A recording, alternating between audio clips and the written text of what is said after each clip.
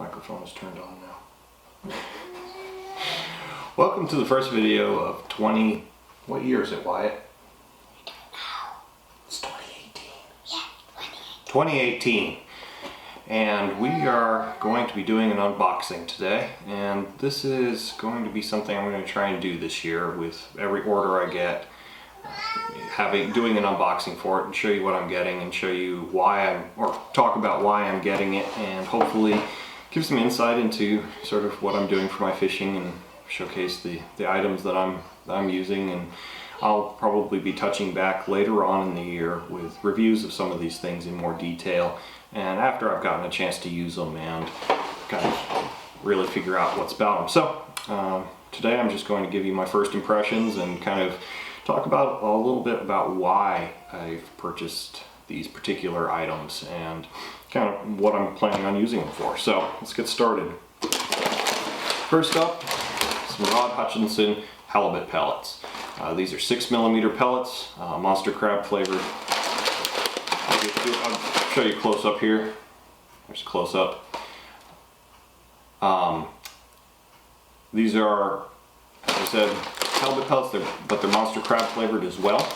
So let's do a smell test here in a sec. It does have the ingredients on the back, which I'm not used to seeing on halibut pellets. So the ingredients are fish meals, squid meal, green limpet mussel meal, fish oil, rapeseed oil, wheat byproducts, field beans, maize, gluten meal, soy meal, sunflower meal, beaten and premix, whatever the heck premix is. I have no idea, but it has squid meal and fish meal as the first, and GLM meal as the first three ingredients. So these ought to be good and fishy.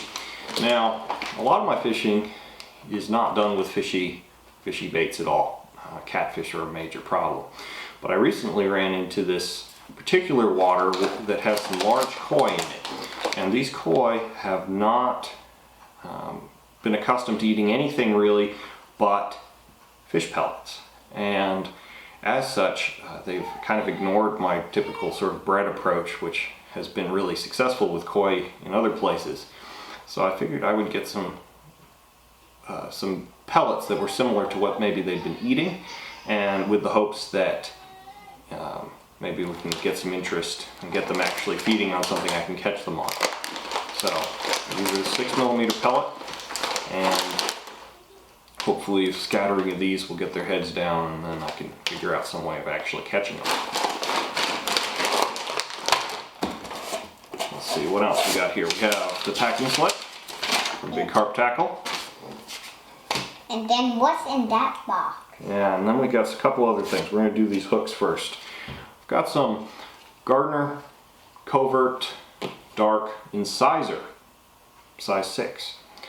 Now, I've used, if you've watched my other videos or read any of my articles, I use the Gardner Mugga hooks a lot, and I still use them and plan on using them. But I do want to try something with a little bit longer shank, and just a little bit different design for some of my fishing with smaller particles and things like that.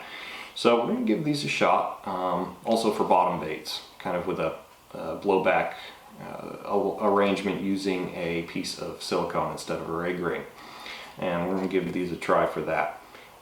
They look really sharp. They have a nice kind of matte black finish, and it says micro barb, and the barbs look pretty small. So I've had great results with other Gardner hooks, so I expect these will be excellent as well. Now, sort of to the main event. Been using various reels for many years for spot work. I've been most recently using a Daiwa MCast Plus, but decided that this would be the year where I got a real spot reel for the first time. The MCast Plus is kind of a real spot reel, but the line clip is for the American market, so it's a little bit substandard for spotting work and can damage your line after repeated hits. So we have a Daiwa Windcast Spot and Mark QDA. QDA is quick drag, something, I don't know what the A stands for. But looking at the box here, we'll see what the specifications are. It has a 5.5 to 1 gear ratio. It weighs 21.9 ounces. has a max drag of 33 pounds. One handle turn will pull in 47.4 inches of line. That's quite a bit of line. So it has a real fast retrieve, has 4 ball bearings, and it comes with an extra spool. Line capacity of 0.35 millimeter. It says it'll hold 370 yards, or 370 meters, excuse me, with 400 yards. So that's way more line than I'll ever need on a spod reel ever. There's no way I'm casting a spod that far. If I get it 160 yards, we'll be doing pretty well. So there'll be some backing on there. Let's open it up and see what we've got inside here.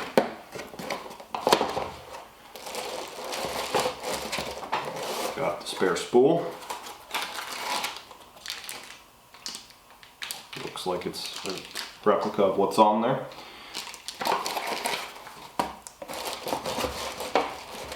We've got adjusting washers for adjusting the line lay, which I really enjoy them and appreciate them including these. Normally it seems like I'm always removing washers off the reel, but sometimes you need to add more, and they provide the ability to do that. And we have the reel. So this one is similar. I've had wind casts in the past. They were not the blacked out version like this. They were just the regular wind cast sort of fishing reels. And they look pretty similar in many ways, but I must say that this one looks pretty sleek in these understated colors. It's got a real thick bail, air bail. I'm not quite sure what that means. Maybe it's hollow.